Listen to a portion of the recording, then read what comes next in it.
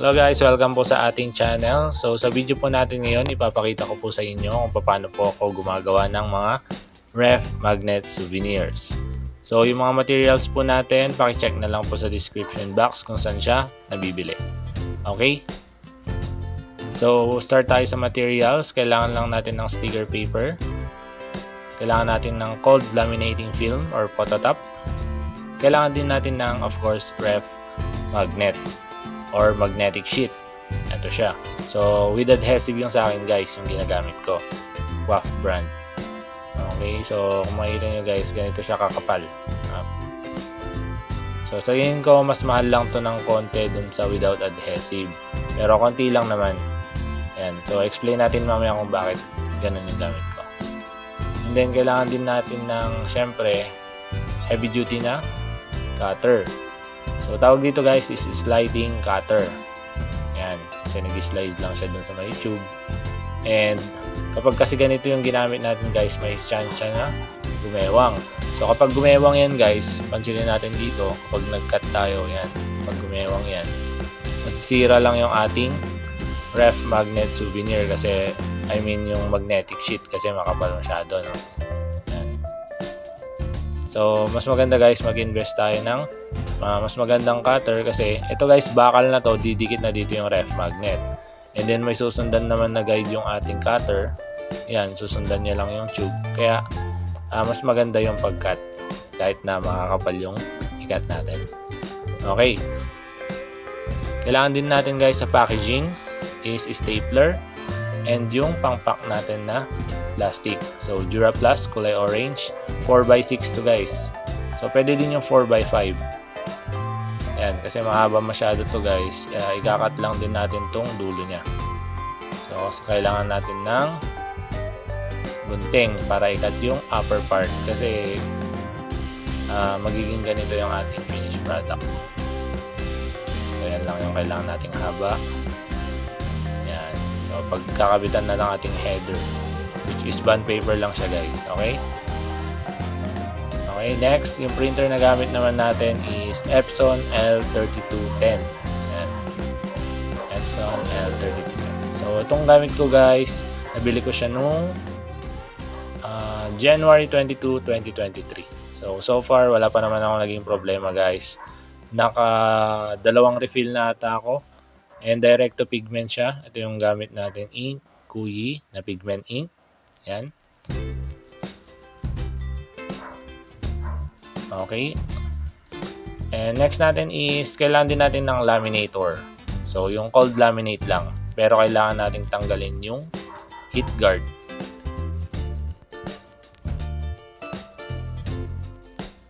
Okay, so ito guys, optional lang to. Pang curve natin dun sa may edges ng ref magnet. So pwede na tayo pumunta sa layout guys. Yan. So dito lang ako sa Canva nagle-layout. Yan, kung makita nyo guys. Dito lang ako nagle-layout and then i-download ko lang to guys. And then sa Word din ako nagpe-print. Okay. So ito yung ating pinaka main design and then yung design ng header. So kailangan lang natin na click yung file and then download. Yan. So sa naka-edit kasi ako guys, no. So select natin yung JPEG. Quality. Kapag free version lang guys, 80 lang ata yung quality niyan. So download natin. Naka-edit kasi ako kaya pwede kong palitan yung quality to 100%. Okay, click na lang natin sa desktop para madaling hanapin. Yan, click save. Okay, so nag-pop up na yung notification. Meron na siya sa desktop natin. Check natin siya. Minimize natin to. Okay, and dito na siya guys. So, ginagawa ko guys, sa Paint ko lang siya crop. Yan, right click, open with Paint. So, unahin natin kunin yung ref magnet layout. So, select lang natin lahat and then lagay natin sa may edge. Okay. Save as. Palitan natin yung pangalan guys, no? Final.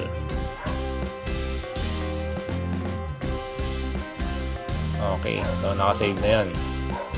So, mas maganda kasi guys kung ikakat ready na yung ating layout.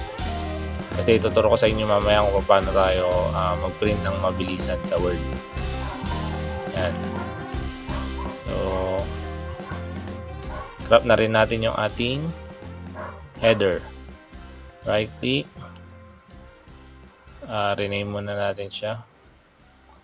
Yan, header. Open with paint. Yan, so same process lang. Select all. Then move natin siya sa pinaka edges. Yan, then crop natin. Drag natin yung line na yan. Okay, so save na lang natin. Na-rename naman na, so okay na.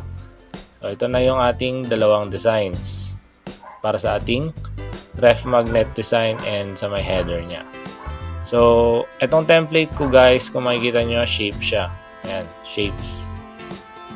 So, size natin is, ayan, yan yung ating sizes guys. So, mas malaki siya ng konti sa ATM size. Ayan. Pinagkasya ko na sa isang A4, kasya yung 9 na ref magnet. So, yung iba siguro guys sa inyo, ganito mag-layout. I-insert yung picture and then ayusin nyo siya ng ganito. Yan. So, try natin. Insert. Picture. Yan. So, nasa likod siya. Bring to front lang natin. Okay. So, ginagawa natin guys, ganito kadalasan. So, copy. I-arrange muna natin. Sakto natin salpak dun sa ating template. Yan. And then copy. Paste. Yan. So, ganun tayo mag-layout. So, ang nangyari dyan guys, matatagalan tayo kung isa-isayin natin siyang ilalagay and pagpapare-parehasin pa natin yung sizes. So, gawin na lang natin. Select natin yung shape. Fill. Fill by, yan, from file, picture. Then, select natin yung ating design. So, mangyayari dyan, papasok na siya lahat dun sa ating ready-made na shapes. Ayan. So, hindi na natin gagalawin yan guys kasi nakaayos na siya.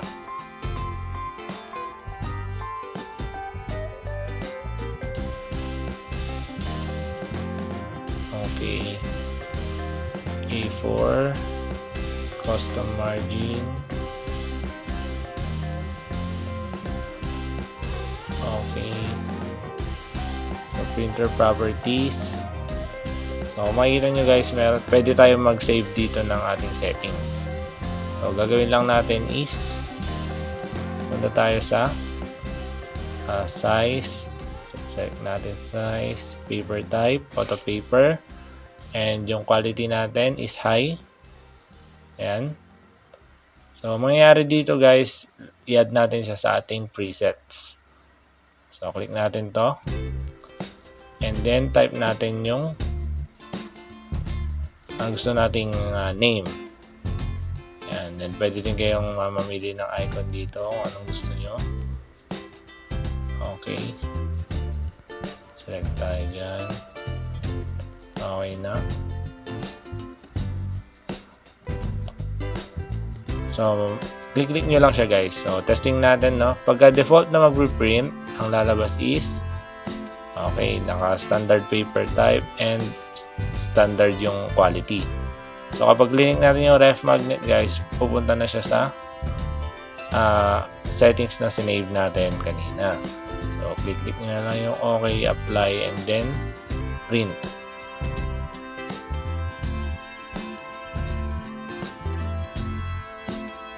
Okay guys, so ito na yung ating cold laminating phototop na holographic rainbow. And ito naman yung ating print out. So pasensya na guys, iba yung clip na ginamit ko dito, no? Kasi akala ko nagre-record yung camera natin nung nag-laminate ako dun sa Frozen. Yan. So siguro na-experience nyo na rin yun. Hindi pala nagre-record guys. So buti na lang meron tayong ibang clip. Okay. So, ang gagawin natin guys, papakain lang natin konti yung photo top. And then, babalatan natin siya. Make sure na naka-off yung hot laminate guys. Sa may cold lang siya. And then, yung movement natin is, depende na sa inyo kung forward or backward. So, sa akin kasi masikip yung space ko dito. Forward lang. Yan. So, iwasan nyo rin guys dun sa may electric fan para hindi lumipad yung mga alikabok, mapunta lahat sa may photo top. Or para may iwasan na dumikit-dikit kung saan-saan. So, ito yung ating na-print out na sticker paper. Iipit lang natin siya sa dulo. Yan. So, make sure na magkalinya sila nung photo top. So, sasagad natin to guys sa dulo para sa pinakababa is masakop pa rin siya ng photo top. Okay, and then press lang natin yung run. Okay, fast forward na natin. So, dalawang salang yung ginagawa ko guys to make sure na kapit talaga yung photo top. Okay. So, after nun guys, ito na yung printout ko na original, no? So, yung frozen natin. So, after nun guys, mag-laminate. Tanggalin lang natin yung ito. So, ito guys, binibenta to sa Shopee, kaya huwag nyo itatapon kaagad. Pwede nyo ipunin. Yan. Okay, so, tanggalin natin yung ating adhesive. Yan. So, bakit ganito yung ginagamit ko guys? Kasi minsan kasi, itong mga sticker paper, palpak yung dikit. So, hindi siya masyadong madikit or nag-expire na siguro yung dikit niya. Kaya, with adhesive yung kinuha kong ref magnet guys. Para in case na di man dumikit yung ating photo sticker paper, may dikit pa rin tayo sa ating ref magnet. Ayan. So, peel lang natin yung nasa likod ng sticker. And then, hilain ko. Ayan. So, madali lang naman tong lagay guys and hindi siya masyadong magbabubble. Okay. So, ito yung ating result. So, diretso tayo sa cutting. Ayan. So, kung mapapansin nyo guys, dumidikit na yung ref magnet dun sa ating cutter. Kasi bakal yan. And, madali lang din mag-cut kasi slide lang. Ayan. So, ito yung sample natin guys. Oh. Okay. So, next natin is yung ating Warrior Puncher na 3-in-1. So, ito kasi guys, ito yung pangkakat natin sa corner ng ating ref magnet. Pero optional lang naman to guys. So, makikita nyo dito guys, okay naman na to eh. Maganda na siya, pwede na siyang ibigay.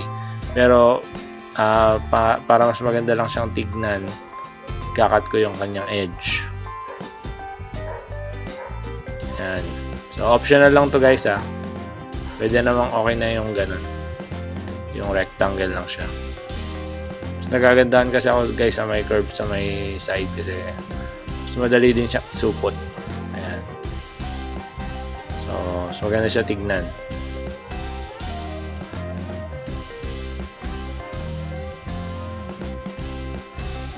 Okay, sa ating packaging naman, prepare na natin ang ating printed na ref magnet. So nakat na yan. Okay, ito naman yung kay Norviel.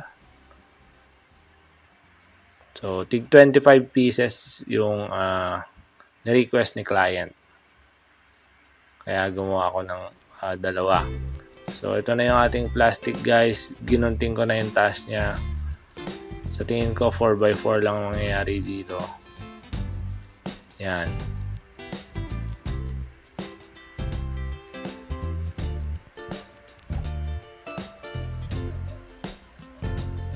Okay, so kailangan din natin yung header natin.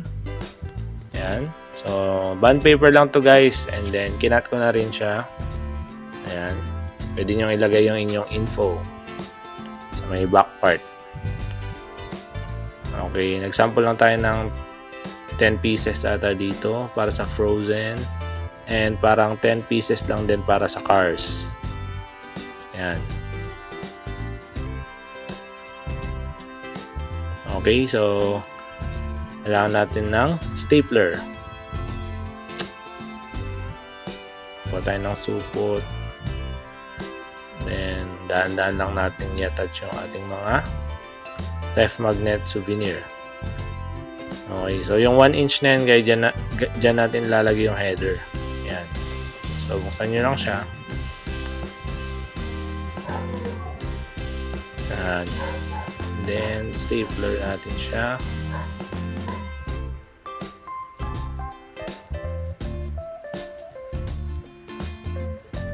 Okay, dalawa lang stapler, okay na yan. Yan. So ito yung finished product natin guys. O, di ba? Ang ganda. Then, nandito na rin yung details natin. Kung may mga gustong magpagawa, pwede ka na lang i-contact. Okay, so gawin na natin yung iba. Fast forward na lang natin.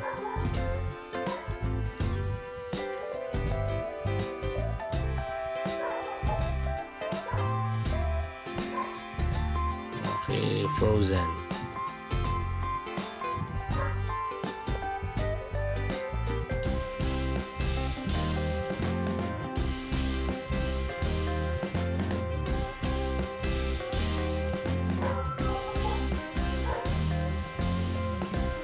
Okay na po. So, ito na yung mga finished products natin guys.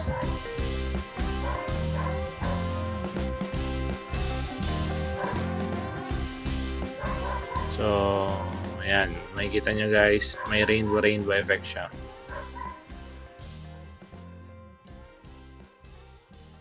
So, sa mga free shapes guys, na katulad nito, gunting lang at cutter, kayang-kaya.